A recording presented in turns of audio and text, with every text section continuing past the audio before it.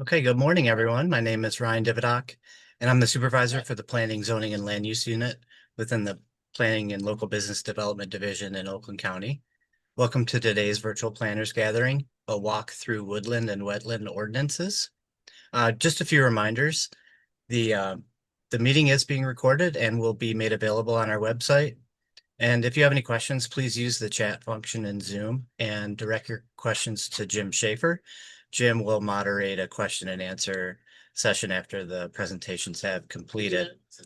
So let's get started. It's my pleasure to introduce our presenters today, Jerry Fisher, local government consulting attorney. And we also have Amy Neary, who's the Director of Planning and Development Services for West Bloomfield Township. Thank you both for joining us this morning. Jerry, the floor is yours. Thank you, Ryan. Good morning, everybody. It's a beautiful day out and nice day to talk about wetlands and woodlands. So let me jump right in on some of the legal origins and basis for wetland and woodland regulation. I'll just do a quick overview of wetlands and then and woodlands, and then get back to a little more in-depth on wetlands. So wetlands, it's a federal and state regulation, is always very significant. The feds were regulating based upon very significant pollution and all that sort of thing. If you can recall, Lake Erie, it was polluted enough so that you could light it on fire in some cases. The Wetland Act, the federal regulation, primarily the Clean Water Act, and it's administered by the EPA, and they act through the Army Corps. State regulation is started in the Michigan Wetland Act, which is now a part of the Natural Resources EPA that we'll talk about. Local regulation, local government regulation is essentially stemmed out of a recognition that the feds and the state regulators were doing larger issues. And in the meantime, some 70% of Michigan wetlands had been filled in and destroyed. And there are many of them, based upon your small potato, so to speak, mom and pop kind of fill-ins. Then we have natural feature setbacks, some referred to as environmental feature setbacks. And they are really twofold. Number one is to regulate to protect various species and so forth, plants, animals, independently, that basically occur in the wetland area, in the setback area outside of wetlands and watercourses. And then separately, they are regulated to protect the actual wetland or watercourse itself. Okay, we're going to go to the next slide. Woodlands, and here this is a little less. There's a little less interest for local regulation of, and there really little or no federal and state regulation here. A little less interest, high opposition through in communities, and then less obvious benefit, perhaps. And I think another thing that has come along, fortunately, is more developers recognize the value of trees for marketing and general property value preservation. The regulation here is premised on the Zoning Enabling Act, and the Zoning Enabling Act is, as you know, hits pretty hard on natural resource regulation, and that's all part of the public health, safety, and welfare, the so-called police power, which is one of the most fundamental powers that the state has. Okay, getting back to federal authority on the next slide. As I mentioned, the Clean Water Act is administered by the EPA, and they act through the Army Corps of Engineers. And they have jurisdiction to enforce federal law and require a permit. And wetlands must be, it's under the Clean Water Act, and so the wetlands have to be part of the waters of the United States. And that's a key ingredient that has been part of litigation and controversy over all these years of when is a wetland part of the waters of the United States. And there have been a series of cases. The current definitive case on the next slide is a Sackett versus the EPA, decided in 2023. And this overturned the Rapanos case that had been decided 17 years ago, and that Rapanos has got the Michigan connection to it. I mean, that shows you how long this has been evolving, and Rapanos overturned earlier cases. So but the determination in Sackett, basically what three items here: for wetlands to qualify as waters of the United States, subject to the Clean Water Act, they must be indistinguishable, part of a body of water that itself constitutes the waters of the United States.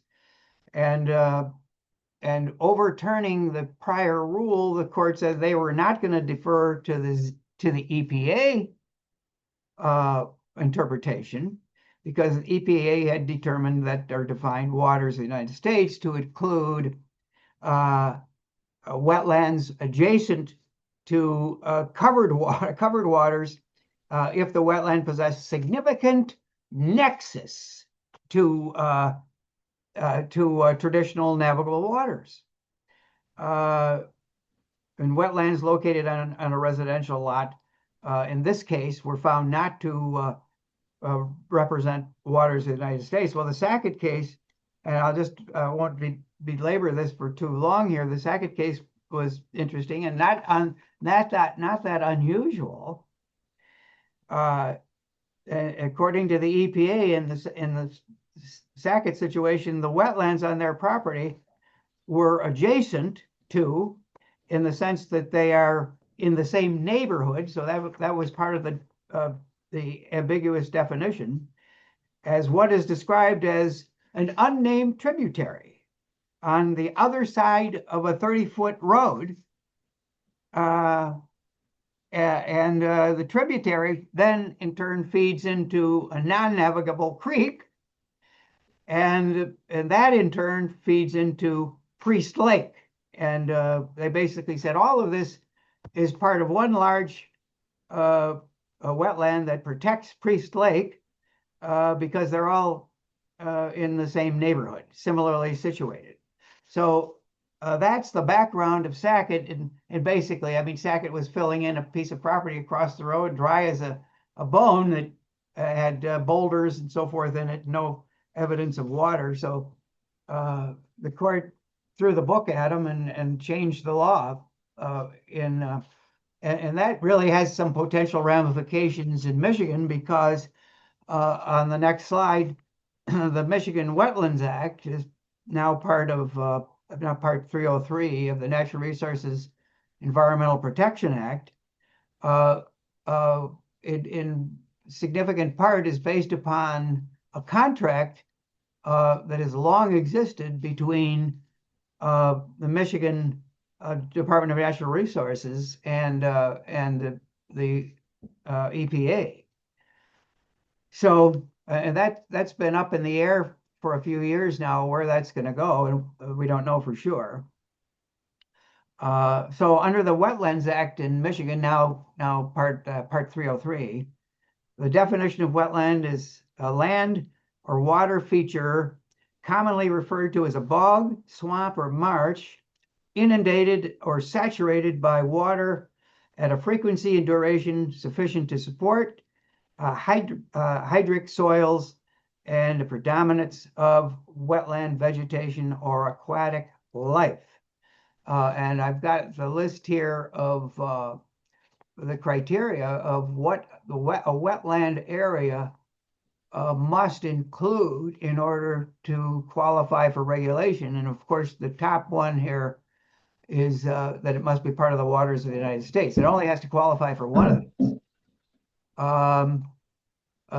The alternatives can be contiguous to the Great Lakes, Lake St. Clair, or inland lake or stream, and contiguous in good part includes the so-called 500-foot rule. So if you can create or find a connection within 500 feet, like soils that transmit water and so forth, that will satisfy that requirement. Got to be more than 5 acres. This is state regulation, more than 5 acres in size. And unless it meets the last two requirements, has a documented presence of an endangered or threatened species under the Federal Endangered Species Act, or a rare and implied wetland. And the hydric soils are probably as important as anything else for ascertaining what a wetland is out in the field. And the truth is that even if they're covered up, a good scientist could go out there and pull back the fill and find the hydric soils, and it's kind of a gotcha for the person that's done the filling. Local government authority. Local government authority now provided by the Michigan Wetlands Act itself, the Part 303, and that came along. The movement to bring it within state regulation came as a result of the heavy regulation that was occurring in West Bloomfield Township and Meridian Township, and the state regulators were going to wipe it out altogether until Senator Honigman moved in and set up a ad hoc committee in the Senate, and there was a big negotiation, and the compromise was to put it into the state act that a local government could regulate wetlands, but only as provided in Part 303. So that, of course, had a little bit of a confining impact on local governments, some local governments who were regulating beyond what Part 303 would permit. On the other hand, there was a compromise that allows local governments to regulate wetlands 5 acres or less in size. However, when you get less or below 2 acres, you have to have compliance with certain limiting standards that Amy is going to mention later on in her presentation that is important in West Bloomfield. Okay, thank you. So natural feature setbacks. And this is an important thing that there was a big fight in the ad hoc Senate committee on natural feature setbacks.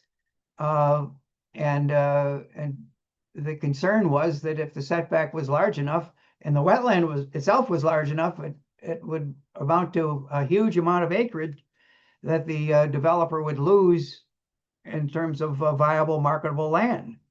And so the result of all the arguments was that the state legislature took out any authority for regulation of natural feature setback, but not to be deterred, we put together a model natural feature setback ordinance regulated on the basis of the Michigan Zoning Enabling Act. And so again, this buffer area regulation must be accomplished under the Michigan Zoning Enabling Act, which of course enables regulation on the basis of natural resource preservation. Now, if there's a problem here on natural feature setback, it is a result of over-regulation. In some communities, I've seen buffer areas of 100 feet and 50 feet, 100 feet, and that's where it kind of gives a bad name to wetland regulators because of the the question of whether or not they really fulfill the purposes that natural feature setbacks have been set aside to accomplish. And so hopefully that works itself out. I really haven't seen that much litigation on this, but I assume in those communities where they have 100 feet, that's where the litigation will occur. All right, woodland regulation. Local government authority here derives from the Michigan Constitution. And the legislature it specified in Article 4, Section 52, that the legislature shall provide protection of the air, water, and other natural resources of the state from pollution, impairment, and destruction.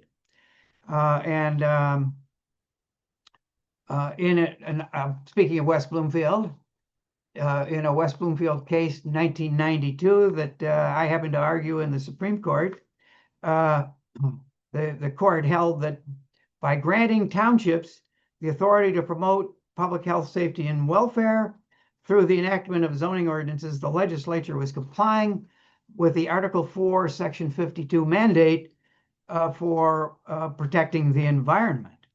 And the good thing in that case is I can recall a little very short war story. When we sat down in the court, we were ready to argue that case. We had won in the lower court, and the plaintiff's attorney got up. The Chief Justice was Dorothy Riley, and also Patty Boyle was on the court. Two very strong justices with huge legal horsepower. And the attorney said, well, I'm going to tell you guys what to do in this case. And Dorothy Riley looked over at me and my partner and rolled her eyes. It was like, oh boy. And I said, wonderful. We're going to win this case. And sure enough, that's what happened. And sometimes that's what it takes to win cases. Have somebody that is not so helpful on the other side. So in terms of regulation, the question often arises, well, what is the purpose of woodland regulation, preserving trees? And on the next slide, I've got like a laundry list. There wasn't room to put it on the slide in bullet points and still be legible. But some of the major points: absorption of air pollution and contamination, cooling effect in the summer, prevention of soil erosion, siltation and flooding. Really key, those are really key objective sort of scientific things.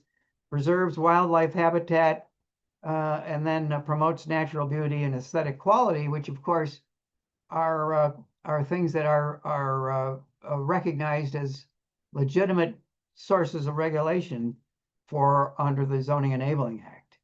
And of course, it really represents an irreplaceable heritage for existing and future generations in local governments, townships and otherwise. So there are two types of local ordinances. I mean, there are a lot of local ordinances. Many of them are different. And then in the next slide, we'll see the beginning of this develop.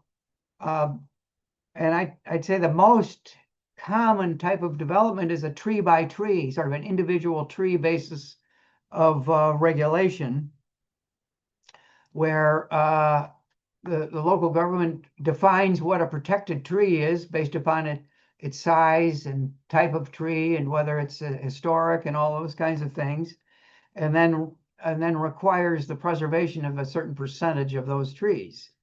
And that is, as I say, I mean, it's easier. It requires a lot less scientific analysis and so forth, and so it has really caught on.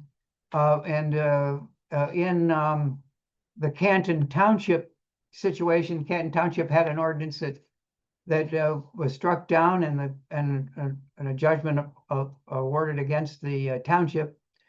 And the problem there was they did not do, and this is the key thing, they did not do an individualized analysis of the preservation requirement.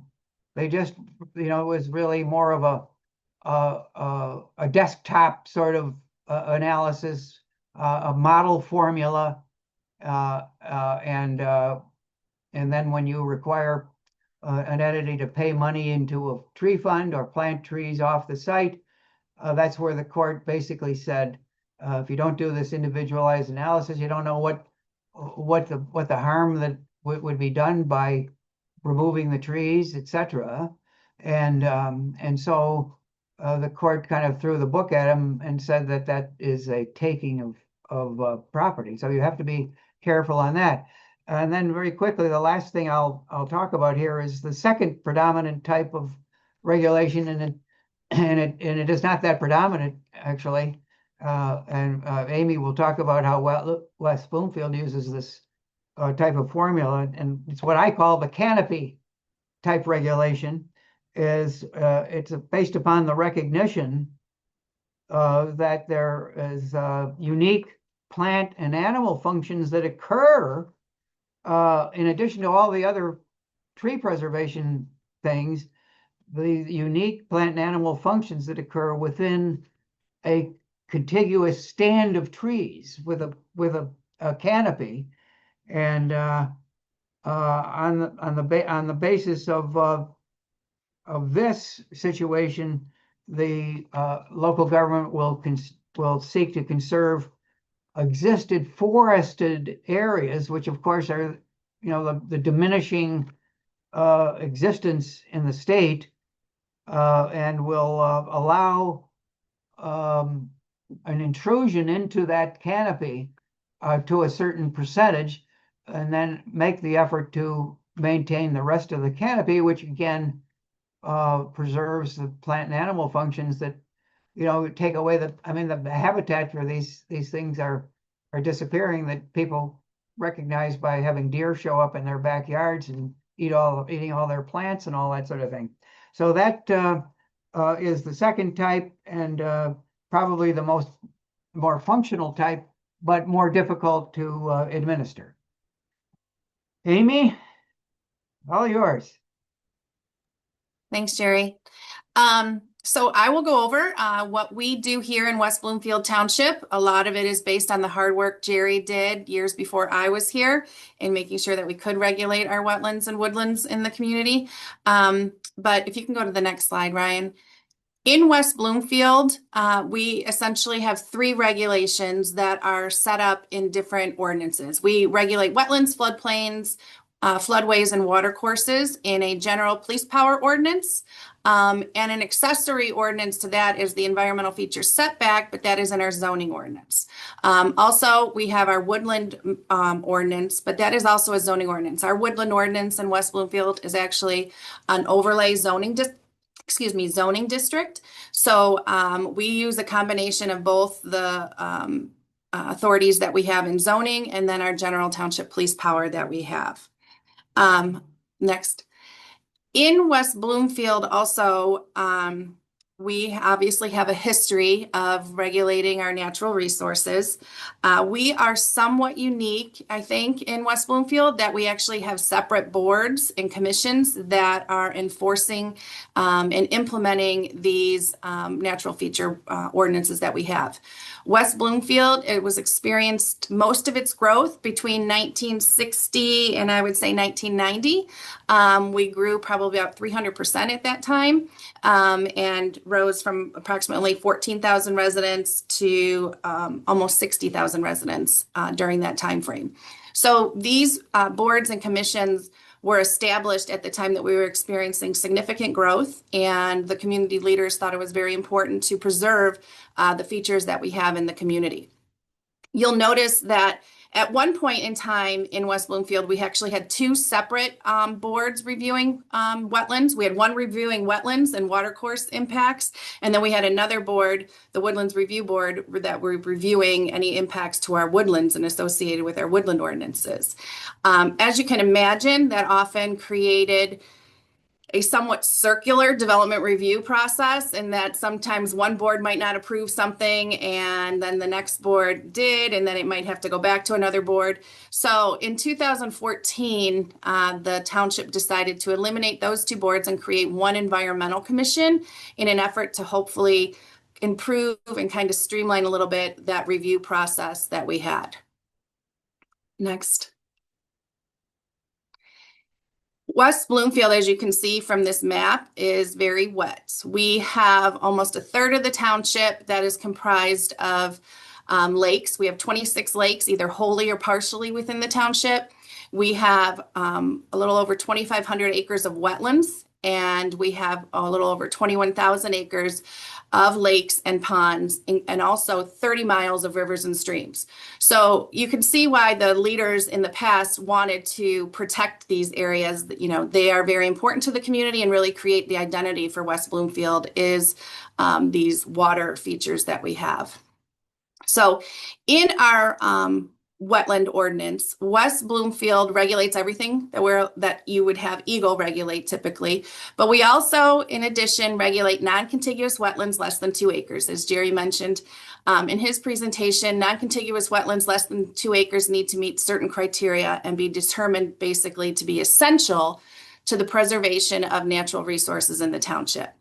So what we do here and how we determine the essentiality of a wetland is anytime anybody is looking at doing a project that is going to impact what is either known to be or suspected to be a wetland, we require that that property owner have a wetland determination done.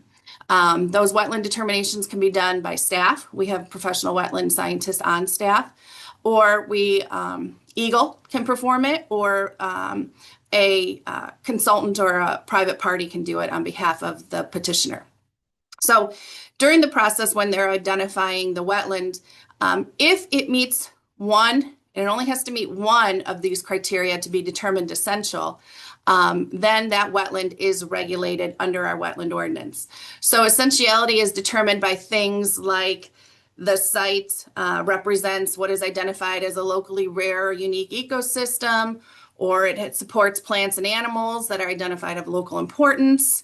It supports wildlife habitat, including breeding, nesting, feeding grounds. There are several criteria listed in the ordinance, and it only needs to meet one actually to be determined to be essential. And we do that at the determination step. Next. So if you have essential and regulated wetlands on your property, you do need what we call a wetland use permit.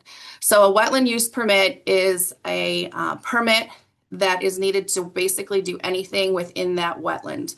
So if you're looking to deposit anything, construct anything, dredge a canal, or drain any water from that area, if you're looking at putting in any sort of pipe or culvert, if you're basically looking to do anything in that wetland area, it does require a use permit by the township.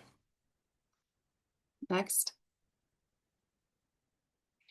There are a few things that we don't require use permits for, though, that I would like to point out, including conservation of natural habitat areas or soil, vegetation, water, fish, and wildlife.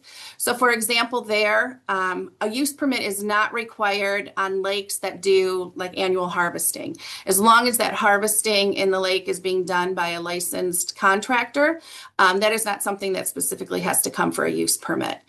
We don't require use permits for outdoor recreation. If you're doing a trail, swimming, boating, hunting, fishing, that type of permitted legal activity is allowed without a permit.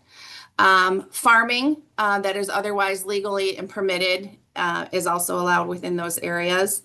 And we also permit which is one of the ones that we struggle with, I would just be honest, the most, is the seasonally installed docks, rafts, diving platforms, slides. All of those recreational devices are allowed to be installed within wetland areas or within, that are adjacent to lakes and part of the lake, as long as they meet the location criteria that are in the ordinance and are not a danger or obstruct traffic of that waterway. One example that we do allow without permits is seasonal docks. So, oftentimes somebody on the water, and your waterfront might also have wetland in front of your property, wants to install a seasonal dock, obviously, for their boating.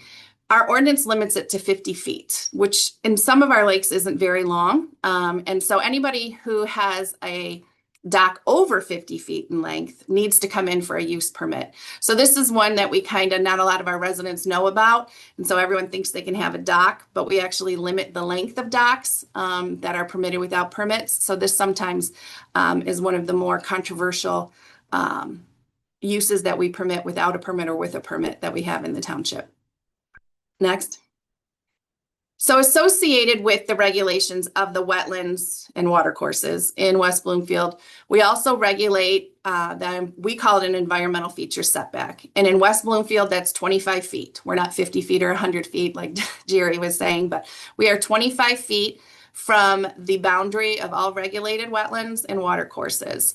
And that area, within that area, a permit is required to do essentially anything as well. If you're looking at removing any vegetation or constructing any sort of platform or patio or even seawalls, those require permits by the township. So everything that requires a permit in the township by our ordinances, by our zoning ordinance for the environmental feature setback, and then by our general police power ordinance for the wetland, requires mitigation. So I guess I would say any permanent impact to these features requires mitigation. So within our ordinances, we provide mitigation requirements and standards. For a wetland, if you are impacting a wetland permanently, then it is required a 2-to-1 mitigation ratio. Our environmental feature setbacks require a 1-to-1 mitigation ratio. The township has also developed over the years a mitigation manual to help assist those property owners and developers who are going to be impacting wetlands with specific guidance in design criteria. As well as it includes in the mitigation manual seed mix types, where to obtain the seed mix types, plants that are, native plant species that are appropriate for different areas, where to obtain plant species, because not every nursery obviously provides native plants. And we do require that all these areas, when mitigated, the plantings that are in those areas be true native plants. Next. So the wetland and environmental feature setback use permit approval process is essentially the same, even though they're different ordinances. The process is, you can get through the process one of 3 ways, depending on the type of project that's proposed. So the first option that is available is an administrative permit. However, that is just limited to single-family homes or single-family lots.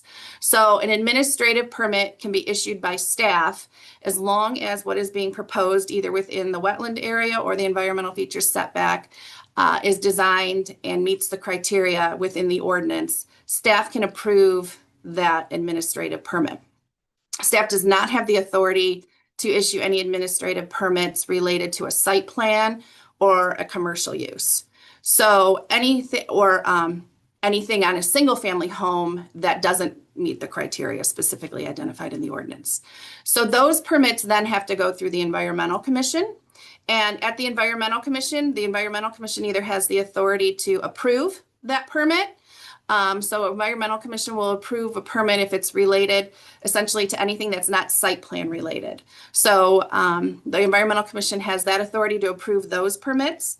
If there is a site plan associated with the project that the permit is being requested for, such as a new condo development or a commercial development, Then the Environmental Commission is a recommending body, and they recommend to the Planning Commission, who would ultimately be approving that permit. So it just kind of depends on what's being proposed, how long the process will take, and who would actually be the body that would approve it. So also in West Bloomfield, once the permit's approved, it's not over. So the process for permits and regulating wetlands in the township is pretty, I would say, staff intensive. We do require 2 years of monitoring. So staff is required to monitor that area for 2 years after the work is completed. And we also, in addition to monitoring it, a preservation notice is recorded on the property. So we often get people say, well, I bought this property. I didn't know that was on there. They can't really say that because we did record it on the property. So if they were looking at their documents when they bought the property, they should have known that the preservation notice was recorded on there. We also require oftentimes that a preservation notice be posted on the property. But in all honesty, most of these preservation notices that we require to be posted are typically not on single family homes. Nobody wants this sign in their backyard adjacent to the lake when they're having a picnic. But most, I would say, of our commercial or like subdivision condo developments, you will see preservation placards throughout the preservation areas within the community. Next. So the other ordinance that we regulate here is woodlands. And West Bloomfield, like Jerry had mentioned in his portion of the presentation, we regulate woodlands, not individual trees. So it is an overlay zoning district in West Bloomfield, and the overlay district includes approximately 1,200 acres of regulated woodlands in the township. So anywhere outside of these regulated woodlands, any trees outside of these regulated woodlands are not necessarily preserved or protected under our ordinances. We don't have regulations for those. It's just within these areas. Next. So when the map was created, our overlay district map, we identified what is a woodland and what we are to regulate, or our intention was to preserve woodland stands and the ecosystem involved within that woodland stand. So we regulate from the floor of the woodland to the top of the canopy. And so within, to be considered a woodland, I guess I would say, there are 2 basic criteria. There needs to be at least 3 acres, contiguous acres of area for the woodland, so of canopy cover, and the existence of the canopy coverage over more than 1/2 of the area, or the average tree density of 30 square feet of tree trunk area per acre, the basal area, needs to be identified or needs to be within these areas in order to have been mapped and be considered a woodland. Now, the only time we regulate possibly outside of that area is if it is determined or new information becomes available from our forester. So the township also has a forester that will review any application that we get within a regulated woodland or within the woodland overlay area.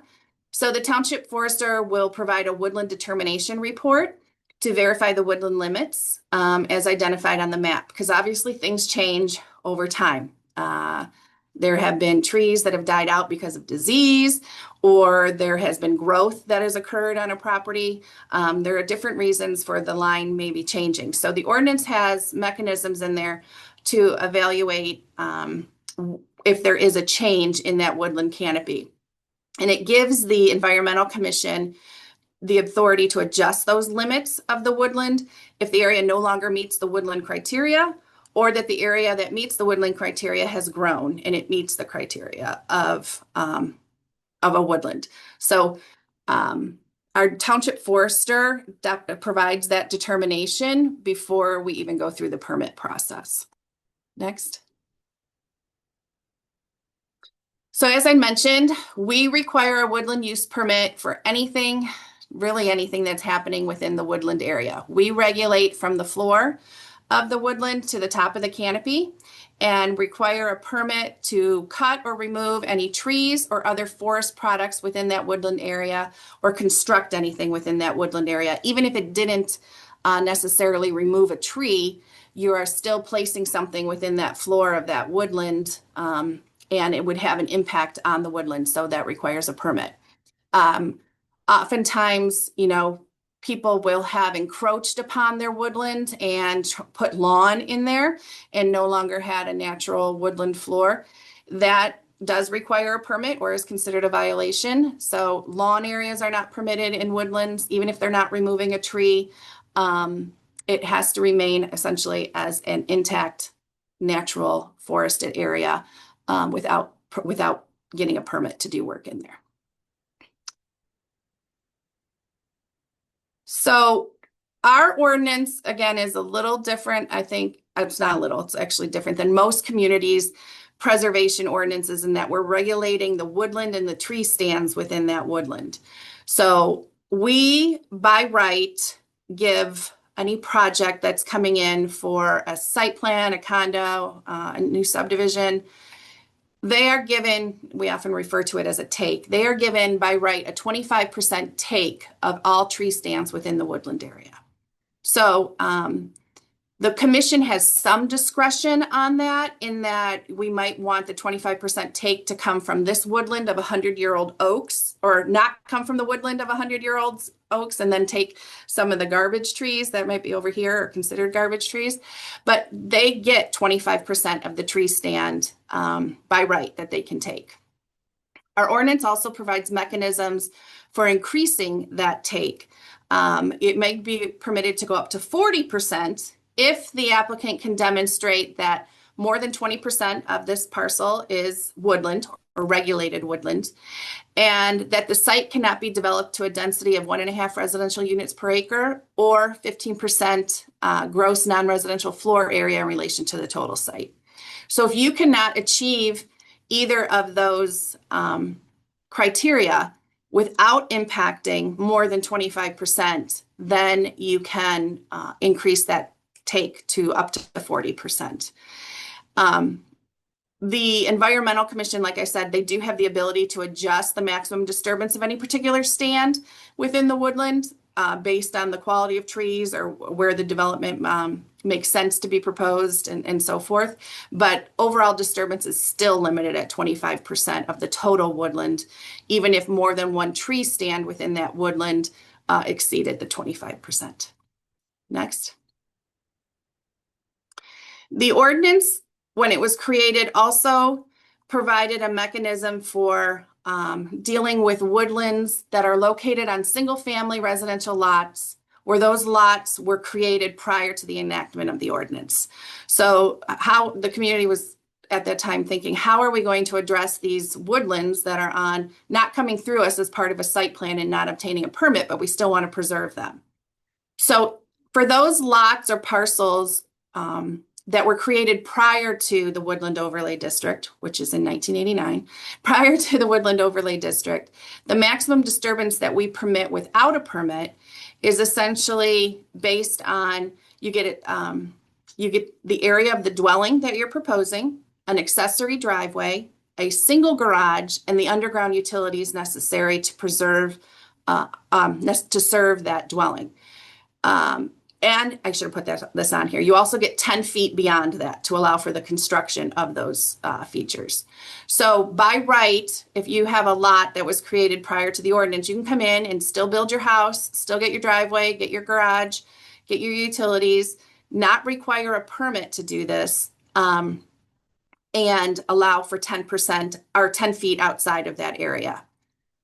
If you want to have additional disturbance on that lot outside of what you're given by right, so you want to put in a pool or a patio or a gazebo or some other feature for your home, accessory feature, that is still permitted, but that will require a permit. And then the 25% rule applies. So then you would be allowed to have up to 25% of a tree stand to allow for those accessory structures.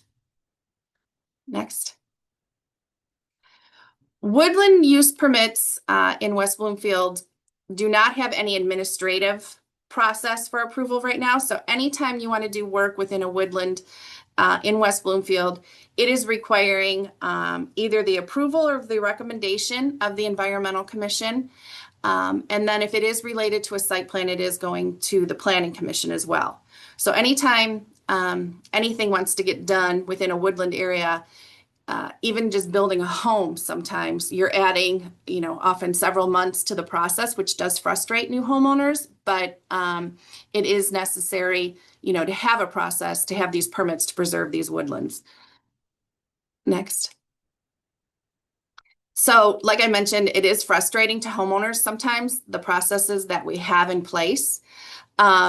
West Bloomfield, I don't think, is unlike and many other communities who experienced large growth within, certain periods of time. And so when our ordinances were created and established, I think there was some purpose thought into it and how to help use these ordinances to control growth.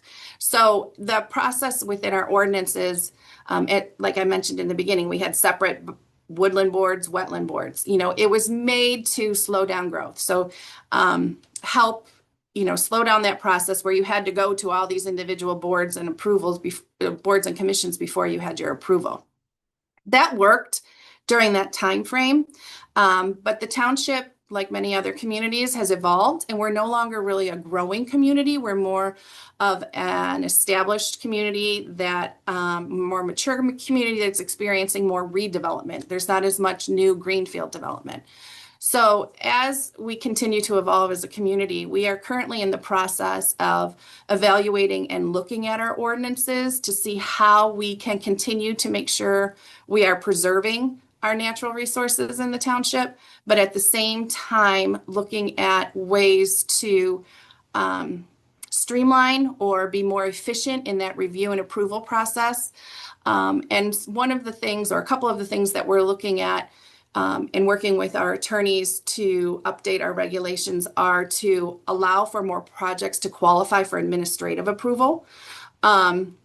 If it meets the criteria of the ordinance and it complies with the regulations that we have, to allow it to be approved administratively and take out that several month review and approval time frame that it might have, having to go through the Environmental Commission in terms of having public hearing notices and just the time it takes to get scheduled onto one of those meetings. We're also looking at ways to modify some of our notice requirements. Right now, we even require notice requirements for administrative permits, and looking at ways to maybe reduce the time or limiting the noticing for projects that are in compliance with the ordinance and not looking for any sort of special exception or anything like that, that they would have less of a notice than is given at this point in time for that type of project. And the other thing that we're evaluating and may be coming to fruition is having the Environmental Commission turn into maybe more of an appellate body than the approving body that they have historically been. So right now, and that would be in conjunction with turning things over more to the administrative staff. So if somebody didn't agree with administrative approval or denial, then it would go to the Environmental Commission.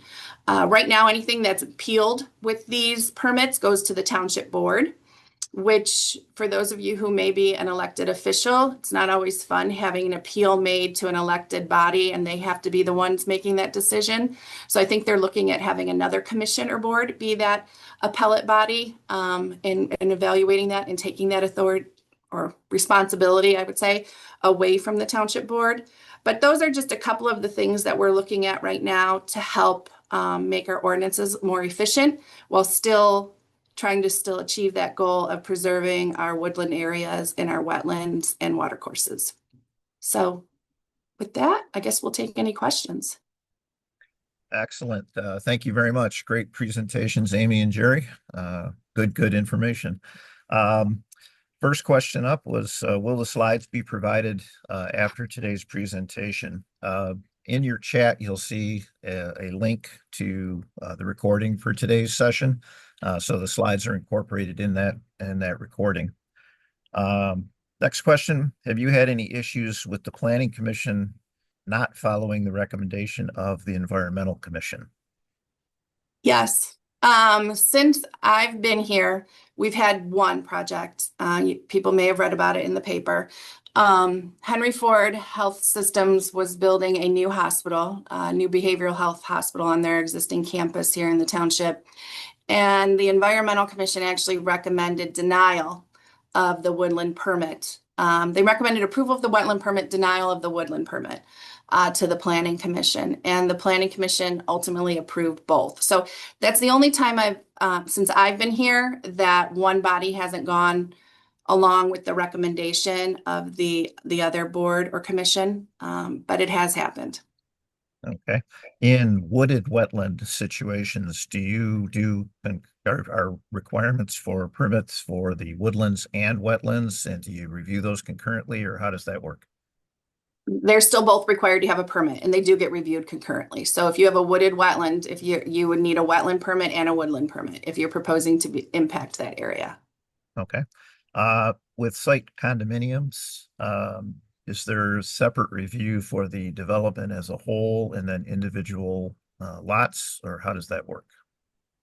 So for those new condos that are approved, after we adopted the ordinances, all of that gets done during the review and approval process for the condominium. So that permit that's issued for that is taking into consideration, the lots and what can be developed on the lots, and provides the limits of construction with either in a wetland or an environmental feature or what have you. That's all looked at the time that the condominium is developed. The ordinances do provide mechanisms to come in, I guess, for more, after the fact permits. There is within our woodland area a process for to request an environmental use or a use permit if you want to go into a preservation area, what they're called, and remove additional trees. And then there's criteria for those. It's not as straightforward as the 25%, 40%, that stuff, but there is a process in the ordinance. It's a little more discretionary that the Environmental Commission can consider additional impacts. Okay. And when you have violations, is that a standard code enforcement issue, or do you have specialized staff to address those? So we have, for wetlands and woodlands in the department, we have a staff member in our department that is focused on code enforcement. They do work along with our code enforcement department. Ultimately, when it gets to a point, I guess I would say that we need elevated code enforcement in the writing of the tickets because the staff member doesn't have that authority to actually issue the citations. But in terms of working with the property owner, issuing the notice of the violation and all of that, that happens with an individual in our staff. Okay. And then the last question is, how do you handle coordinating with Eagle on seawall permits and that sort of thing? Is there a process set up, or how does that work? So I wouldn't say our process is perfect, but we do require when they submit their application to us, they either provide a copy of the permit they've obtained from Eagle or documentation that they have applied to Eagle. And then we also, even if they provide that, we send Eagle a notice that they have applied for a permit with us. Oftentimes Eagle will approve things, I'll just be honest, that we won't approve. And so it's usually the township is being more strict. I don't even know if that's the word, but has more regulations or more requirements than what Eagle would require. But that is basically, that's probably about all the coordination we have with Eagle is the notification. And then we let them know when we issue a permit. Okay, excellent. I don't see any other questions in the chat. So Ryan, I'll turn it over to you. Yeah, so really thank you, Amy and Jerry, for joining us this morning and providing your insights and expertise. I also want to thank everyone else for joining this morning, and just a reminder that we have another planners gathering coming up on July 15th, regulating home occupations post-pandemic. So thank you again, everyone, and have a wonderful day. Okay, Jerry and Amy, you want to hang on? Thanks.